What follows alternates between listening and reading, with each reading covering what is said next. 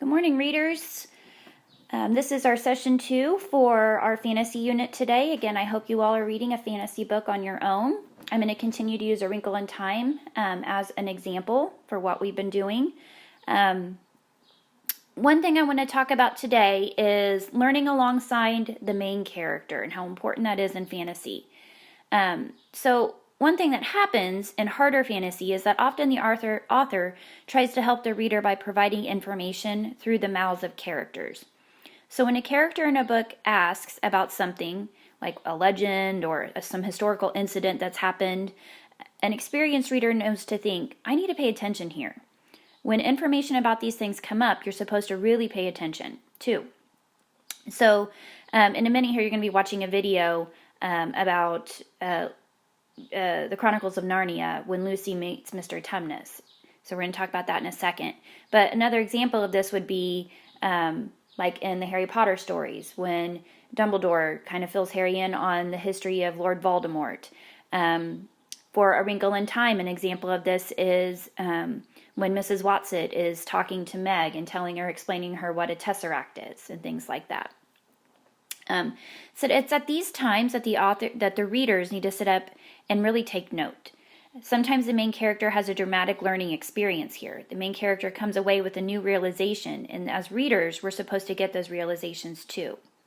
So right now I want you to do is pause this, and I want you to go back into Seesaw, and there's a video I posted this morning, and it's from the Lion, the Witch, and the Wardrobe movie. I want you to watch that video and see if you can list all of the things that you learned from Mr. Tumnus. And you can just write this right here on your notes where it says list everything you learned from Mr. Tumnus. So I'm going to have you pause and go do that. Okay, readers.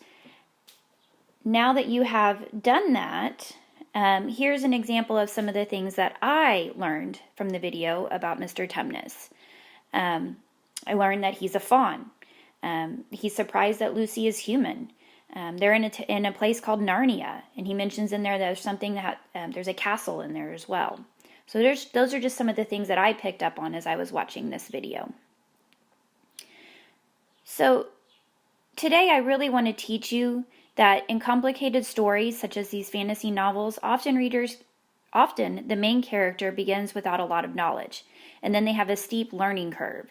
And as alert readers, when the main character is told important information or has dramatic new experiences, you can see those moments as opportunities for you to learn hand in hand with that main character.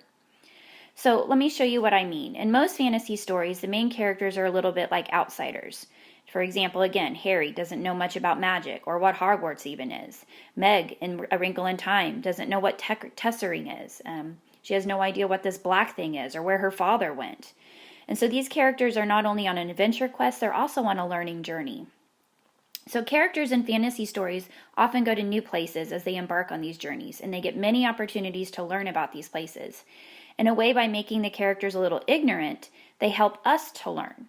So instead of being frustrated that our main characters aren't more expert, we can build our expertise at the same pace that they do. We listen for when characters ask questions, we pay attention to the answers they get, and we try to learn very rapidly. So readers, I've read a lot of fantasy, and so I expect that I have to learn alongside that main character as I start a new fantasy book. I don't get frustrated. Instead, I try to be extra alert to moments when the main characters ask questions. I listen to explanations, and I really try to learn alongside them as they're having new learning experiences. I need to almost read those moments like a nonfiction reader would, keeping notes in my mind, or a notebook about what it is I learn. In more complicated stories, you'll notice how often the main character has a pretty steep learning curve, and that we're supposed to join in on that learning curve with them. So let me show you what this looks like. In A Wrinkle in Time, the chapter, The Black Thing. I'm going to go back. This is an excerpt from that chapter. I'm just going to read a couple of sections to you, and I want you to watch how alert I am to any time the main character asks direct questions or gets any kind of explanation. So the part I highlighted here is when they're on Uriel, and the main character is Meg is seeing what's happening with the black thing. So it says, it was a shadow, nothing but a shadow. It was not even as tangible as a cloud. Was it cast by something, or was it a thing in itself? The sky darkened. The gold left the light, and they were surrounded by blue, blue deepening until there had been nothing but the evening sky. There was now a faint pulse of star, and then another and another and another. There were more stars than Meg had ever seen before. I'm going to skip ahead to the last paragraph here. Meg looked. The dark shadow was still there. It had not lessened or dispersed with the coming of night. And where the shadow was, the stars were not visible. What could there be about a shadow that was so terrible that she knew that there had never been before or ever would be again anything that would chill her with a fear that was beyond shuddering, beyond crying, screaming, beyond the possibility of comfort? I'm going to skip down to that second thing I highlighted there. Meg was looking at Charles Wallace, thinking, he shouldn't be seeing this, Meg thought. This is just too much for so little a boy, no matter how different and extraordinary a little boy. Calvin turned, rejecting the dark thing that blotted out the light of the stars. Make it go away, Mrs. Watson, he whispered. Make it go away. It's evil. And at the very end of this chapter it says here, the dark thing we saw, she said, is that what my father is fighting? So that's Meg asking Mrs. Watson that. So, readers, recall that I said that the experienced readers expect to be alert to any time the character has questions, hears explanations, or has new learning experiences. So some of the things that I noticed just in this passage here is that Meg sees this shadow. She's filled with fear. She's worried then about Charles Wallace, and she wants to protect him from that black thing they're looking at. Calvin says that the black thing is evil. And then at the end of this chapter, Meg learns that this is what her father is fighting. This is why they're where they're at, and why the Mrs. Who and Mrs. Watson and Mrs. Witch have taken them to this place.